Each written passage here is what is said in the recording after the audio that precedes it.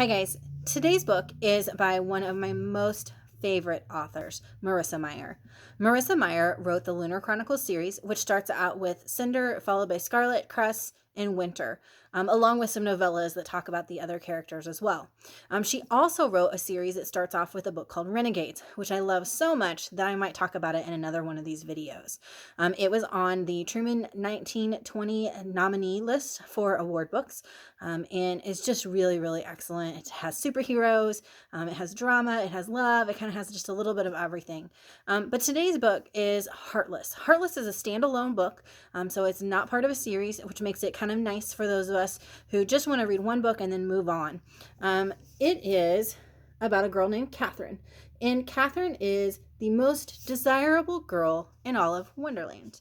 But Catherine is a baker. She has a lot of goals to own her own business. She wants to forge her own path in life, but much to her mother's excitement, the king is interested in Catherine. But Catherine, not so much interested in him. He's not a great guy. He's okay, but she's just not into him.